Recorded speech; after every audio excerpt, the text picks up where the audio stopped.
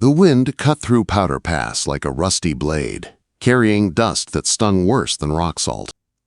Rosa Quinn pulled her coat tighter, squinting through the red haze as her mare picked its way down the treacherous slope. 6 years since the war ended, and she still couldn't shake the habit of scanning for danger in every shadow. Then a scream split the air. Not a woman's cry, but the raw sound of a man in agony. Rosa's hands moved to her medical bag before her mind fully registered the noise. "Old habits," she muttered, spurring her horse toward the sound. "Easy, Buttercup," she murmured, guiding the mare around loose rocks toward an overturned ore wagon. 3 miners clustered around a 4th, their faces pale beneath the coal dust. "Move aside," Rosa commanded, swinging down from her saddle. The men hesitated, until one finally growled. "Woman, this ain't no place for you. Best ride into town and fetch Doc Morrison." "Doc Morrison's been deceased 2 months," she replied curtly, kneeling beside the injured man. "Unless you fancy your friend bleeding out while you debate propriety, I suggest you let me work." The trapped miner's eyes rolled back, shock setting in. Rosa pressed 2 fingers to his neck. Pulse, rapid but steady. The wheel had crushed his lower leg, but no arterial spray yet. "Lucky, if you could call this luck. You," she said, pointing to the youngest miner. "Run to the saloon. Tell Marigold Hayes I need clean cloth and whiskey. The rest of you, lift this wheel." "Can't budge it," another said. "Load shifted, too heavy." Hoofbeats thundered overhead. A rider descended the pass at a reckless pace, dust and grit flying. The horse, a massive black stallion, skidded to a halt in a cloud of dirt. Its rider dismounted in one fluid motion, tall and broad, moving with the controlled grace of a man accustomed to violence. "Elias Crowe," one miner muttered with relief. "Thank the Lord." Rosa had heard the name whispered in town, former cavalry scout, now rancher, and a man who kept his own counsel. Up close, she saw why people stepped aside when he walked. It wasn't just his size, or the colt on his hip. It was the way he carried himself, like a wolf among sheep. His gray eyes swept the scene, pausing briefly on Rosa before settling on the wagon. "Need to cut the axle?" he said simply. "Joss, you got that hacksaw?" While the miners scrambled, Elias crouched beside Rosa. "You the new midwife?" "Midwife and whatever else folks need," she said without looking up. "Right now, I need this man freed before gangrene sets in." He studied her hands, steady, efficient. "Field Hospital, Pennsylvania 45th? She met his gaze briefly. "You, 3rd Colorado Cavalry." Recognition flickered between them, shared darkness. "This'll take some doing," Elias muttered. "I've seen worse," Rosa said. "Just get that wheel off." Elias nodded once and took command. Under his direction, the miners heaved as he sawed through the axle. Metal shrieked, sparks flying. Rosa kept her hands steady, monitoring the man's breathing. Sweat streaked through coal dust on her face, but her focus never wavered. The young miner returned with supplies, Marigold Hayes herself trailing behind. The saloon owner's sharp eyes softened at the sight. "Lord have mercy, that's Tom Brennan. Got 3 little ones at home." "He'll see them again if everyone does their job," Rosa said. "Marigold, hold his head steady. When they lift, he'll come around screaming." The saloon owner didn't hesitate. "Ready?" Elias called. "On 3. 1, 2. The wheel lifted. Tom's scream echoed through the canyon. Rosa pulled him clear, blood soaking her sleeves, but the artery held. She cleaned and bound the wound with practiced speed. "Sweet Jesus," one miner whispered, gagging at the sight. "If you're going to be sick, do it elsewhere." Rosa snapped. "Marigold, the whiskey." The wound was bad but survivable, if infection didn't take him. If the town's new judge didn't run her out for practicing medicine without his precious license. "You always this bossy?" Elias asked, voice low. "You always ask questions when people are bleeding?" Rosa shot back. Before he could answer, a cultured voice cut through the wind. And you, madam, have no authority to practice medicine in my jurisdiction. Judge Silas Beckett sat astride a fine bay mare, flanked by 2 Pinkertons. His coat was tailored, his smile cold as mountain frost. "Man's dying, Judge," Elias said quietly. "Then he should be taken to proper facilities," Beckett replied. "The mine's contract doctor arrives next month."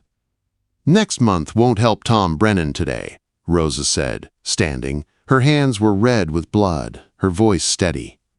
"I'm a trained nurse. I've saved more lives than you've likely read about." "You're nothing but a dangerous amateur," Beckett's eyes glinted. "I'll overlook this incident, but any further practice, and you'll face arrest." The miners murmured angrily. Even the Pinkertons shifted uneasily. But Beckett turned his horse and rode off, dust rising in his wake. "That man's got a special place in hell waiting," Marigold muttered. "Help me get Tom to the saloon," Rosa said. "Clean sheets, boiled water. I'll treat him regardless." "You'll hang for it," Elias warned. "Then the law is wrong," she replied firmly. "I didn't survive 3 years of war to let men die for paperwork." Something changed in Elias's eyes. Respect, maybe more. "Johnson, help me make a litter," he said. "We'll take him to my ranch. Beckett's writs don't reach private land." "Why risk it?" she asked quietly. "Maybe I don't like watching men die," he said, tightening the straps.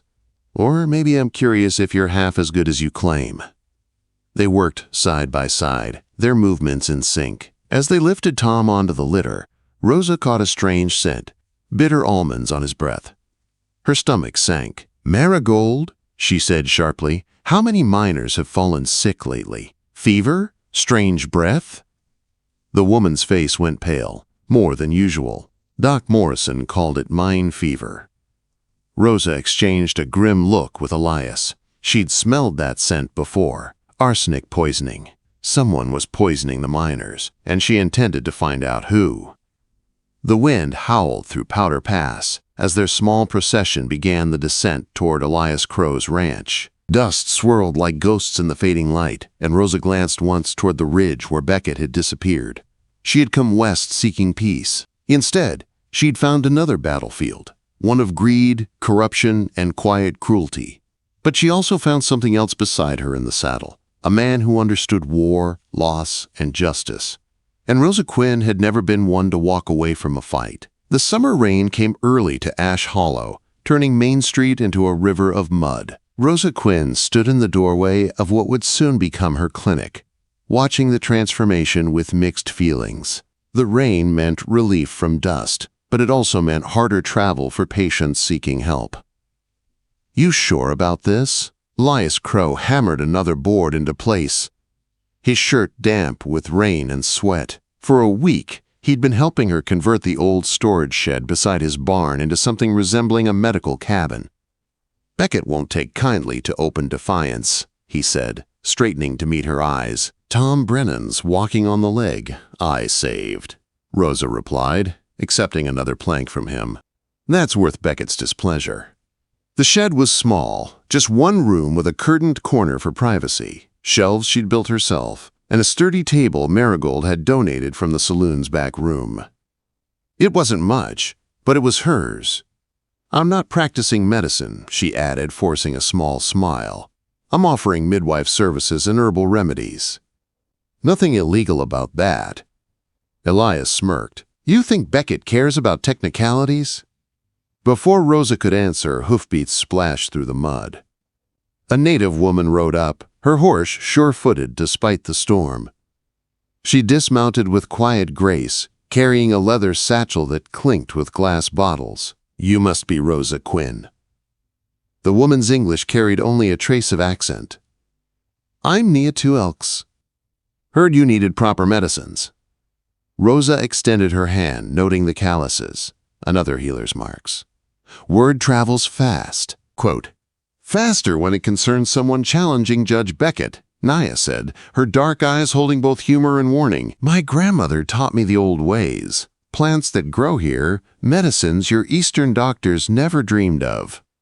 "I'd be grateful to learn," Rosa said sincerely, "though you should know, associating with me might bring trouble." Nia's lips curved slightly. Trouble finds my people regardless. At least this trouble serves a purpose. She unpacked her satchel, bundles of herbs, small jars of paste, and a bottle of pale yellow tincture. Here, willow bark for pain, prairie coneflower for infection, and this draws poison from wounds better than anything the city sends west. Elias leaned against the doorframe, watching them work. "Your people trade with the Shoshone?" he asked. "My people are Shoshone," Nia replied calmly. "My father was French-Canadian. I walk between worlds." Rosa glanced up. "Seems we all do." The storm deepened. Thunder rolled across the valley like artillery fire. Rosa was mixing tinctures when more horses approached. 5 this time. She recognized the lead rider before he dismounted. Deputy Owen Pike, young and nervous, with 2 Pinkertons at his back. "Miss Quinn," Owen said, rain dripping from his hat brim. "Judge Beckett orders this place searched for illegal medical supplies." "On what grounds?" Elias stepped forward, his tone calm but dangerous. "Judge's orders are the grounds," one of the Pinkertons sneered, brushing past them. Rosa raised her chin. "Search away, Deputy Pike. You'll find herbs and midwife tools, nothing more." The Pinkerton shoved jars aside, spilling precious medicine, breaking 2 bottles. "Careful!" Rosa snapped. "Those are for expectant mothers." "Expectant mothers?" One agent barked a laugh. "Looks more like surgical gear to me." He lifted her small kit triumphantly. "Those are my grandmother's birthing tools," Nia interrupted smoothly. "Traditional medicine, protected under treaty." Surely the judge wouldn't want word reaching the Bureau of Indian Affairs that he confiscated native religious items. The Pinkerton hesitated, eyes narrowing. "Religious, huh?" Quote, "Deeply," Nia said, voice soft but sharp as a knife. Even Owen looked uneasy. "Leave the instruments," he decided at last. "But Miss Quinn, you've been warned. 1 step out of line, and Beckett will see you in irons." When they rode off, Rosa stood in the wreckage of her clinic, shaking with fury. Hours of work ruined in minutes. "Nothing stolen," Nia noted quietly, helping her pick up the pieces. "That's something." Elias crossed his arms, studying Rosa's trembling hands. "You knew this was coming." "I did," she admitted, "but I didn't expect it so soon." Beckett's tightening his grip. "If he thinks you're stirring up the miners, he'll crush you." "Then let him try," Rosa straightened. "I didn't come all this way to bow to another tyrant." Elias's eyes softened, pride flickering behind the caution. "You've got fight, Miss Quinn." "I'll give you that." "Fight's all I've ever had," she said quietly. He hesitated, then reached into the wall he'd been reinforcing earlier. Pulling aside a loose board, he revealed a hidden compartment. "For anything you need kept safe," he said. "My father built hides like this during the range wars. Never know when the law might come calling." Rosa looked up at him, startled. "Why are you helping me?" His jaw tightened. "Because I'm tired of watching good people suffer while men like Beckett get rich. And because," he paused, struggling for words, "my sister died in childbirth 3 years ago. No doctor would come out that far. A midwife might have saved her." Rosa's anger softened. "I'm sorry." "Don't be." His voice was rough. "Just be good at what you do." The rain drummed harder on the roof. Rosa met his eyes, seeing something there she hadn't expected. Vulnerability beneath the hard edges. She nodded. "Then I'd better start by putting this place back together." They worked side by side in silence, repairing what they could. Outside, lightning split the sky. Inside, something fragile but real began to take shape. Trust. When they finally stopped, exhausted, Rosa glanced toward the window, where the rain had turned to mist. "It's strange," she said softly. "After everything, I almost feel hopeful." Elias smiled faintly. "Careful, Miss Quinn. Around here, hope's the most dangerous thing there is." She turned to face him, mud on her boots, hair damp and loose from the storm. "Then I suppose we'll both have to live dangerously." For a long moment, neither spoke. The thunder rolled away into the distance, leaving only the quiet sound of rain against the roof and the steady rhythm of 2 hearts learning the same song. "Wait, before we move on, what do you think about the story so far? Drop your thoughts in the comments below, partners." The late-night wind carried the smell of rain and gunpowder through the valley. Rosa Quinn crouched behind a stack of freight barrels at the Ash Hollow depot, her breath misting in the chill. The distant rumble of a train echoed across the plain. Too early, too quiet, too wrong. Elias Crowe tightened his grip on his rifle beside her. "That's not the regular run," he murmured. "Beckett's moving something tonight." Rosa nodded. "Then we find out what." Quote, "They'd spent weeks gathering evidence, ledgers, letters, strange shipments marked as mining supplies but filled with arsenic. Beckett's land-poisoning scheme was unraveling, and he knew it. Now he was trying to cover his tracks before Rosa and Elias exposed him. The train's whistle screamed. The engine roared into the station, brakes squealing, sparks flying. Figures moved in the shadows, Pinkertons and hired guns. Rosa's heart thudded. Elias gave a hand signal. They split, moving like ghosts around the freight cars. The air exploded with gunfire. Rosa ducked as bullets tore through the barrels. She rolled, pulling Elias's spare revolver from her coat. Her hands shook, memories flashing from field hospitals, men screaming, smoke choking the air, but she pushed them down. This was now. "Rosa!" Elias shouted, firing from cover. "Get down!" "I am down!" she shouted back, returning fire at a gunman crawling onto the roof. A bullet sparked off the rail beside her. The train's rear car burst open, and Rosa caught sight of something glinting, metal crates stamped with the seal of the United States Army. Her stomach turned cold. "Elias, it's not mine ore, it's federal gold." He swore under his breath. "Beckett's not just poisoning land, he's stealing from the government." More gunfire answered him. The firefight raged for minutes that felt like hours. Then, just as suddenly, the train went silent. The bandits scattered. In the chaos, Rosa saw the truth. Beckett's men fighting Beckett's own guards. "What in God's name?" she whispered. A flash of lightning revealed a new figure striding through the smoke. Judge Silas Beckett himself, coat whipping in the wind, revolver drawn. "You should have stayed in your place, Miss Quinn," he sneered. "You and that fool rancher could have lived quiet." Elias stepped from the shadows, gun raised. "Seems I was never good at quiet." The two men faced each other like mirror images, law and outlaw blurred by greed and dust. Rosa stood between them, every instinct screaming to stop the bloodshed. "Drop it, Beckett," she ordered. "It's over. I've got enough evidence to hang you from here to Cheyenne." He laughed. "You think anyone back east cares? You're a nurse with no license, and he's a washed-up scout with debts. No jury will believe you over me." Elias's finger tightened on the trigger.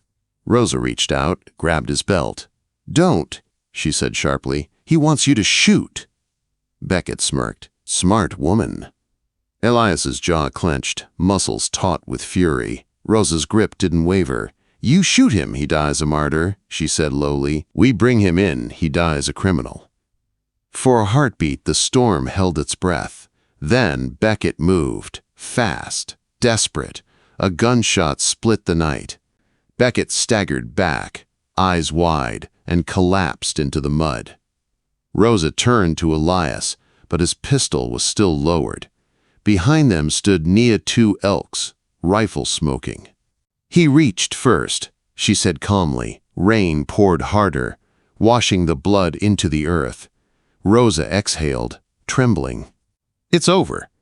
"Not yet," Elias said, scanning the train cars. "We need proof of what he was hauling." Quote, "They pried open one of the crates. Inside lay stacks of gold bars stamped with federal markings and papers sealed with the judge's own signature.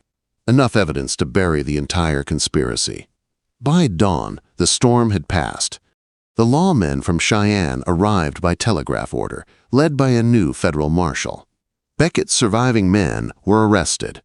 The stolen gold returned to government hands. Ash Hollow woke to a different world, one where truth finally outran corruption. Weeks later, Rosa stood outside her rebuilt clinic, sunlight glinting off the clean water well nearby. Children laughed as they filled buckets, their mothers smiling through tears. The poisoned wells had been purified, and the town was healing. Elias walked up beside her, his hat in hand, that rare half-smile on his lips. "Looks like you won, Miss Quinn." "We," she corrected, brushing dust from her apron. "We won." He nodded, eyes soft. "You planning to stay?" Quote, Rosa looked over the hills, where the wind rippled the grass like waves. "For the first time in a long while," she said, "I think I found where I belong." Elias took her hand gently. "If you'll have me, I'd like to make that permanent." Rosa blinked, caught between laughter and tears. "You proposing, Mr. Crowe?" "Reckon I am," he said with a grin. "You drive me straight into sin, woman. Might as well make an honest man out of me." She laughed, the sound carried away on the soft Wyoming wind. "Then I suppose I'll have to say yes." And under that endless frontier sky they sealed a promise, not just of love, but of rebuilding, of standing together against whatever storms might come. For Rosa Quinn, the war was finally over. But the West, and Elias Crowe, had given her something far more powerful than peace. It had given her purpose, justice, and a love that burned brighter than the sun over Powder Pass.